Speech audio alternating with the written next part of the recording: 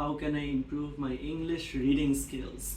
On the IELTS reading module, how can I finish in time? So difficult. And should I focus on the last passage first or the first passage?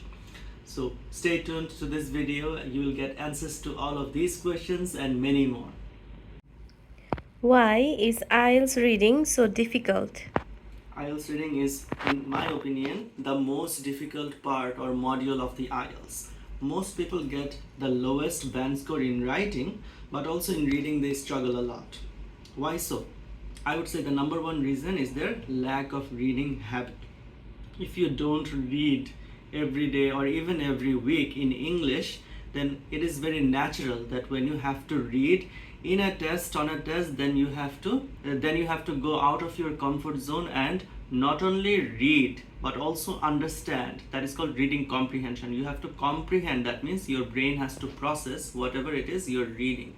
In Bangla, most of my audience can understand very difficult words, but in English, even simple language, even simple sentence structures, and even of course complex and compound structures, they cannot understand. So mostly because of lack of reading comprehension.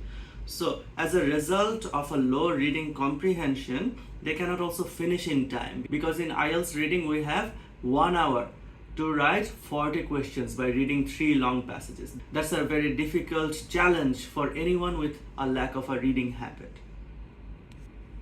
Which passage should I start with? That's a good question. In writing, I sometimes suggest my students to start with the last part, which is writing task 2, and then go to writing task 1. There are many pros to that. But in reading, I always suggest my students to start with the first question. The first passage, first question. Passage 1 is, you can say 99% of the time, the easiest passage of your test. If you start with the easy one, it means that you get your full concentration on the first passage. Maybe you take 15 to 20 minutes. You do not usually need more than 20 minutes if you practice a lot. So within those full 20 or even 20 plus minutes, you can focus on everything. So probably you will get out of 13, maybe 10 or 11 correct. But if you do reading passage 1 at the end, then what may happen is that for completing reading passage 2 and 3, you need 45 minutes perhaps. So you only have 15 minutes left for the last passage remaining, which was actually the first passage. You kept it for the last. So maybe if you had a little bit more time, you could have answered 11 or 12 questions out of 13 correctly. But because you only have 15 minutes for the last passage, which is passage 1 for you, you cannot even complete the whole thing. Maybe you answered 10 or 9 questions, and out of them maybe 7 or 8 you got correct. So it's very important to get the easy questions first, because if you don't have time, maybe you miss some of the questions in reading passage 3 because they are difficult anyway, or just guess some of the questions answers in reading passage 3, but do not guess in reading passage 1 because it's the easiest. Should I read the passage first or the question first? So many people, to my understanding, read the questions first, and many IELTS instructors, IELTS YouTubers, they tell people, the audience, to read the questions first. But actually I will suggest you differently. For most of the cases, I want you to go to the passage first. Just skim the passage, then go to the questions. What is the benefit of that? So skimming will allow you to have an overall idea of the whole passage. If you do not skim first, if you just go to the questions, still you will have some overall idea. By reading the question, you will understand that okay, it's about traveling, it is about sports, or it is about psychology. You will understand. But if you skim the passage, your understanding will be a little bit more, and it's what is suggested by also many other scholars as well, and that is my suggestion. Do the questions come in order? Yes, they do. Most of the questions come in sequence. That means the answer to question number 2 will be after the answer to question number 1. Let's say the answer to question number 1 is in the second paragraph. So the answer to question number 2 will not be in the first paragraph or before the answer to the first question. It will be after this. And again, the answer to question number 3 will be after the answer to question number 2. So it is for most of the questions. Only if there is any heading match or information match questions, then the order or the sequence will not be actually followed, because it's common sense. If it is followed, the order is followed, If let's say the answer to question number 13 is passage A, then 14 will be passage B, 15 will be passage C. Then just by common sense you can get most of the answers, right?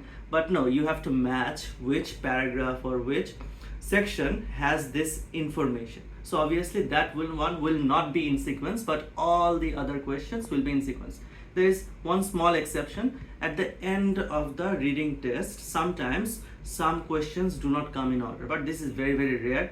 99% or at least 95% of the time it will be in order, or maybe just a little bit up or back and forth. Maybe one line before the answer it will be the next answer. It can happen at the end of the reading test, but usually don't worry about that.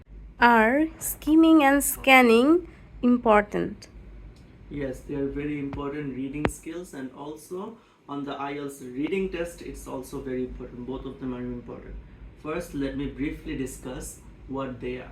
Skimming is quick reading or fast reading. You roll your eyes over the whole passage. You do not read line by line. You will not remember everything obviously, but you'll remember the overall idea, the content of the passage. That is also a skill. It's a sub skill of reading, skimming. And scanning is after reading the questions you will have something in mind, maybe the location, maybe the year, maybe a reason, something in mind. You have to underline or highlight the keyword and you will have that in mind, and then with that thought in mind you will search the whole passage, or maybe you have an idea it will be in the last or it will be in the middle. After skimming you will have an idea where the information is, then you will just quickly go to the passage and search for that piece of information. So scanning is searching for information. Alright, skimming is quick reading and scanning is search reading. So why are they important? They're important mostly because they help in time management, because if we read line by line, most people cannot finish their whole IELTS test within 1 hour. Even it's difficult for me sometimes to read line by line and finish the whole test within the time. I can do it usually, but most people who do not have a reading habit, they struggle. So that's why they should do it, but there is a catch. What is the exception? If there are any heading match or information match questions, then skimming and scanning, they will help a little bit, but they will not help sufficiently. So I suggest that if there is any heading match or information match question in the passage, maybe it's in passage 2, then for passage 2, do not skim. Skip the skimming part. Just read line by line. You have to read line by line. And what about scanning? You can still scan, but still if you read line by line, you have less of a reason to scan. So skip skimming if there is any heading match or information match questions. Otherwise, skim the text first. How can I improve my IELTS reading skill? So to improve your reading skills generally, you should follow a set of steps.